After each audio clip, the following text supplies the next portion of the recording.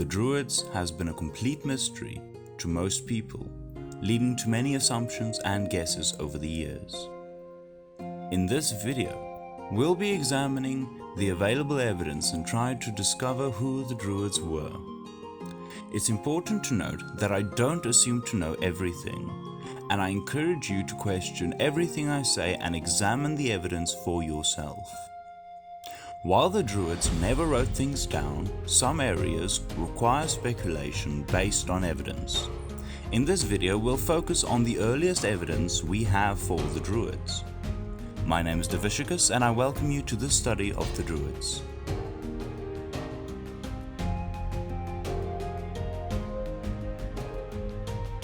The oldest known archaeological evidence that we have relating to the Druids and the Celts would be the golden hats of Berlin. They are not the oldest Celtic finds in archaeology, but they could very well be the earliest evidence of religious practices among the Celtic people. This is not to say that there are not older sites, or that the religious practices do not date further back, but that this is the oldest found evidence of Druidic or religious practices among the Celts.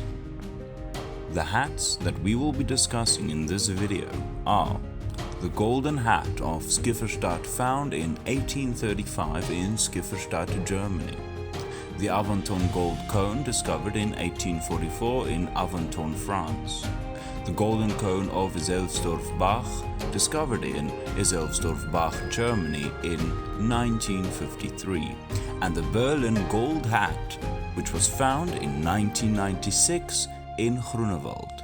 These hats are on display at the Museum of Prehistory and Early History in Berlin, Germany.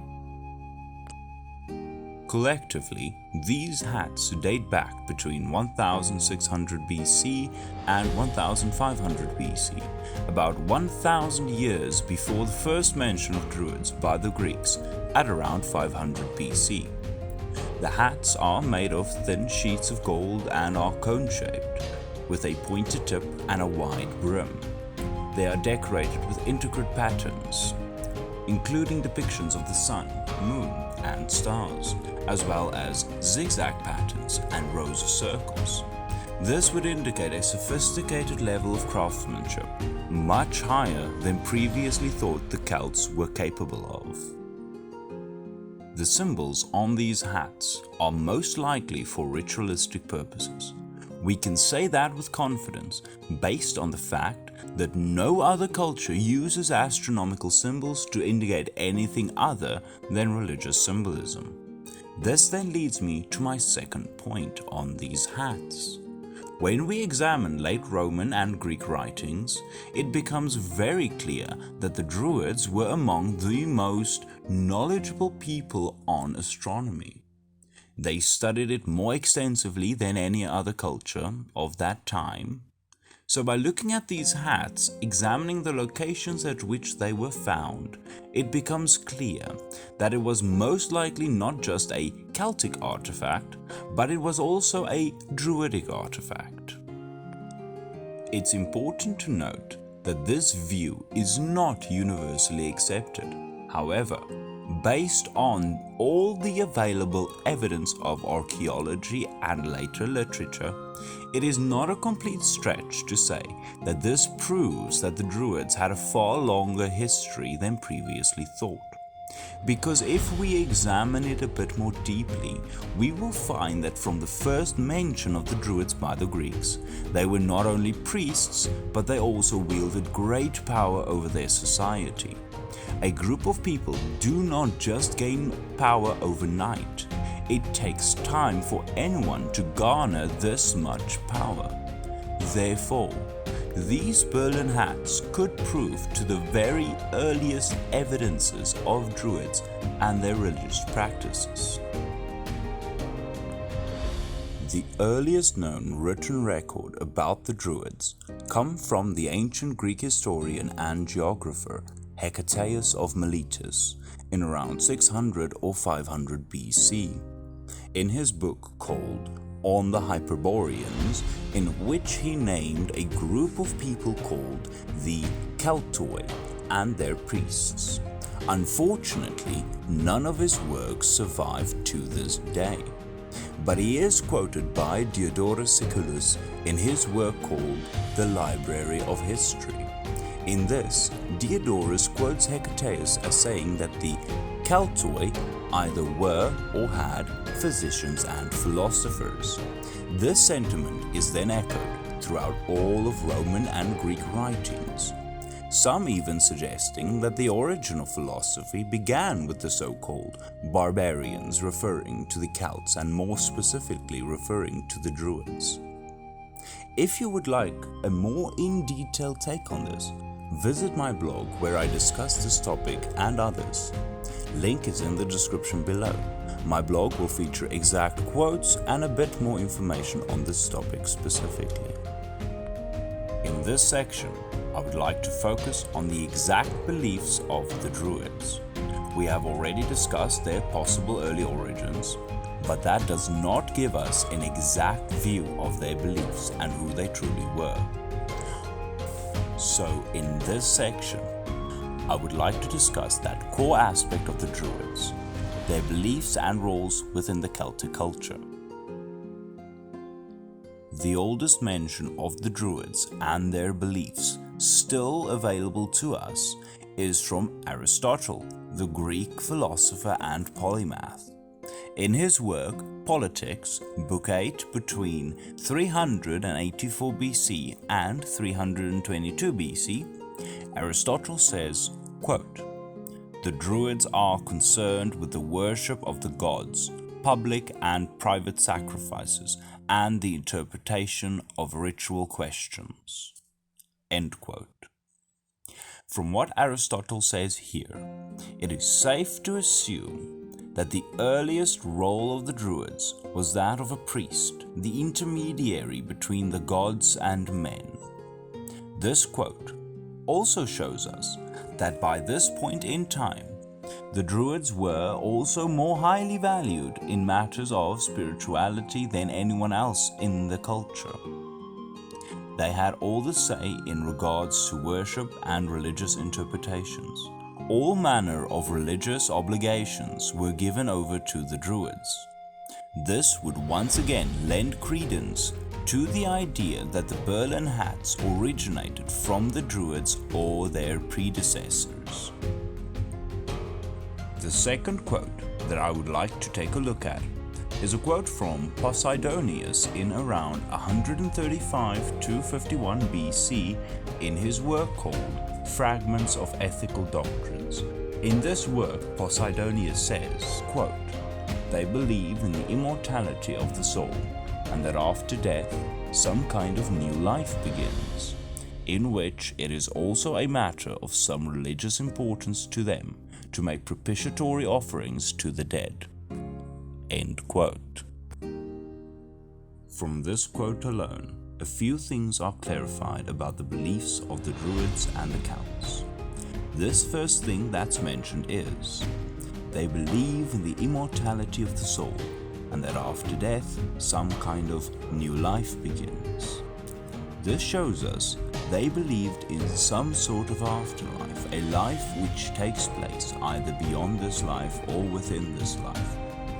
We can see the exact meaning by the use of "some kind of new life begins," that he is most possibly talking of a place beyond this physical life. The use of "some kind" is most likely in reference to the fact that it would not be the same as this life we are experiencing. So by this merit, the Druids believed in a spiritual afterlife, as we would later find in later Christian accounts about the Druids in Ireland, with a spiritual plane called the Otherworld. This is most likely an older tradition as seen in the quote by Posidonius. Another very important aspect that can be seen in this quote is the fact that the Druids and Celts also saw their dead as having a significant importance to their daily lives. We can see this by the fact that Posidonius says, It is also a matter of some religious importance to them to make propitiatory offerings to the dead. We can see here that the Celts and Druids gave offerings to their dead to gain their favor. This would again probably speak of private favor to the family members whom had lost their loved one. Although they may not have given offerings regularly, it is quite possible that they offered prayers to their ancestors in the form of simple spoken words. So, from this piece, we can surmise that the Druids and Celts partook in ancestor worship, which would further strengthen the argument for a world beyond this, where the dead would go. The third and final quote that I would like to look at is one from Julius Caesar in his work called Commentari de Bello Gallico in the 50s BC. Although Caesar lived much later than these other accounts, there is an argument to be made about the continuation of Druidic beliefs and practices based on later accounts.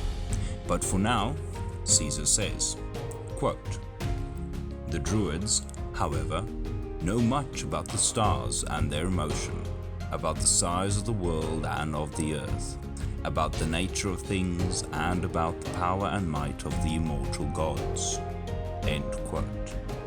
In this extract from Caesar's commentaries on the Gallic Wars, he says that the Druids, however, know much about the stars and their motion, about the size of the world and of the earth. This shows us that the Druids were very knowledgeable on astronomical events and observations. This is one of the main arguments why the Berlin hats could be evidence of early Druidic practices, because the Berlin hats detail extensive symbolism and imagery of astronomical significance. And by this quote from Caesar alone, we can safely assume that the Druids would be one of the only possible candidates for these hats, but by no means are they the only ones. The second thing I would like to point out is that Julius Caesar reaffirms the assertion of Aristotle in the earlier quote. It is absolutely important to note that these are not the only evidences in literature on the Druids, but these are among the earliest and most reliable sources on the Druids. Now earlier I had said that the argument for the continuation of Druidic practices can be made, and I will now present that case. In later writings from Christian sources that have travelled to Ireland, these writings include the Labor Kavala Éireann, or the Book of Invasions, the Tan Boy Culni, or the Cattle Raid of Cooley, and the Fenian Cycle of Tales. It is also referenced in medieval Irish literature such as the Din Shenacht, or the Lore of Places, and the Aklam na Senorach, or the Colloquy of the Elders. This tells us that the concept of a spiritual plane beyond this one is referenced by Posidonius in around 135 BC and 51 BC. So the fact that there is around a 500 to 1000 year separation between the mentions of a spiritual plane, it would indicate that the Druids valued their knowledge and wisdom far more than any other culture, and that they were much less likely to have their teachings corrupted. The fact that they were all also governed by someone called the Archdruid, their teachings would have most likely remained the same. This view is not universally accepted by scholars, but it is also not disputed based on available evidence that we have. These are only a handful of beliefs and practices about the ancient Druids. If you would indeed like to know more on this subject, be sure to check out the blog as I go into even more details over this. The true decline of Druidry and the Celtic culture began in 210 BC with the start of the Hispanic Wars, which was fought between Rome and the Celtic tribes of Spain. These wars became known as the Celtiberian Wars, which came to an end around 133 BC with a Roman victory. Rome had conquered all of the Iberian Peninsula and began assimilating their Roman culture and religion into the native Celtic tribes. This was when the true decline of the Druids began, when Roman culture, politics, and religion began to take precedence over that of the Druids and Celts. Historically, the decline of the Druids is attributed to the Gallic Wars, which was fought by Caesar. But I would actually argue that Caesar slowed the decline of the Druids more than he accelerated the process. We can see this with references to Druid Diviciacus, a man held in great regard, or at least in a higher regard than any other Druid. We can see that Caesar calls the Celts and Druids friends and allies in his work Commentaries on the Gallic Wars in Book 7, Chapter 32. Quote, Diviciacus, the Aeduan, a man of very high rank and influence among his own people, had come to Caesar to renew the old friendships and alliances. End quote. From this excerpt, we can see that Julius Caesar called the Gallic tribes old friends and old allies. This shows us that Caesar had no real intention or motive to destroy the Celtic way of life or the Druidic order. Caesar did, in fact, say certain things which might show his biased opinions on the Celts and Druids based on his Roman background. He did not intentionally slow the Druids or the Celts. If anything, he was neutral, only seeking to rule in peace what he had already conquered.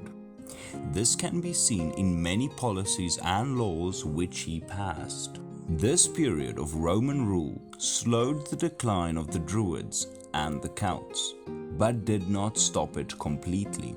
Again, for further information on this topic, go to my blog where I expand on the rule of Caesar in Gaul much more.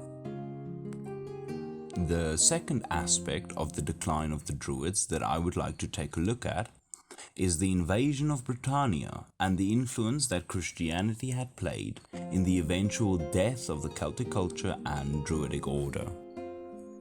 The invasion of Britannia began under the rule of Emperor Claudius in around 43 AD. There were previous attempts at invading the British Isles to limited success, which eventually forced the Romans out.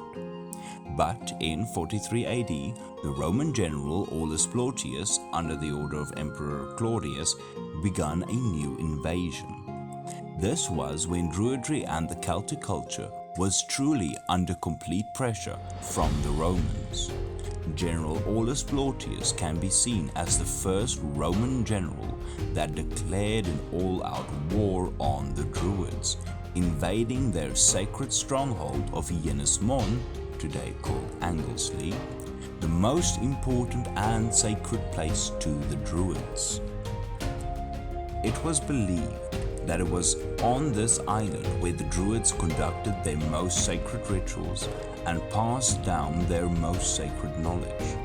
So by invading this island, Aulus Plautius showed his true intention. He and Emperor Claudius wanted to destroy the power and authority of the Druids, and with that, they had intended to destroy the Druidic order.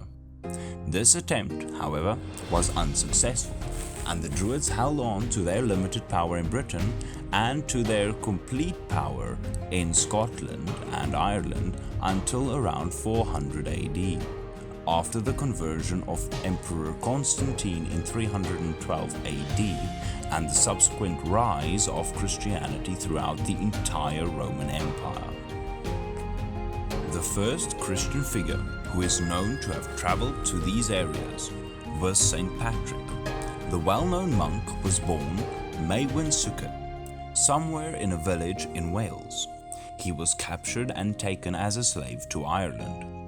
It was during this supposed 6-year captivity that he became more devout to Christianity.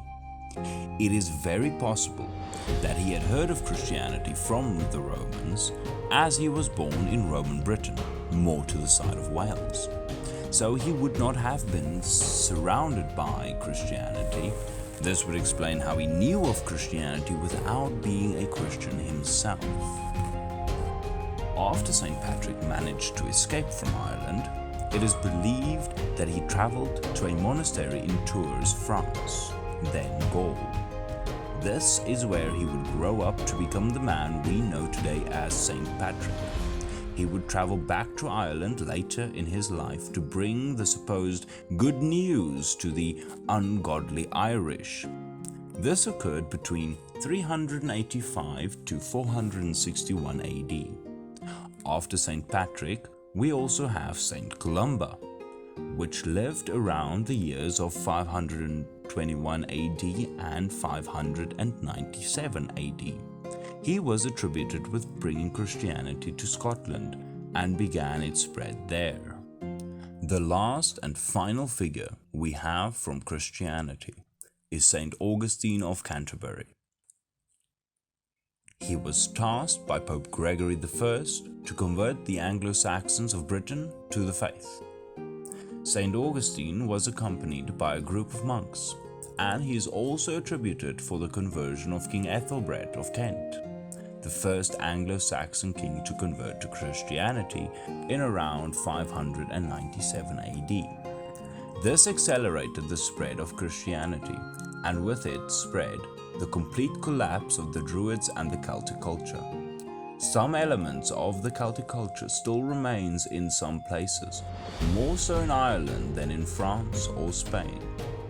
But the overall nature and values of the Druids and Celts slowly started to disappear, and in around 800 AD, the Druids were no more and the Celtic culture was completely assimilated with Christianity.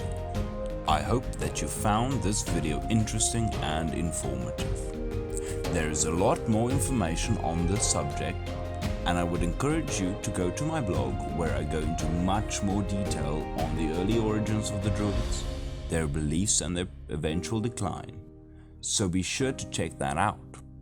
Be sure to leave a like, and if you like this kind of topics, subscribe so you can be notified when I release another video. For now, this has been Druid II. Blessings and love to you all.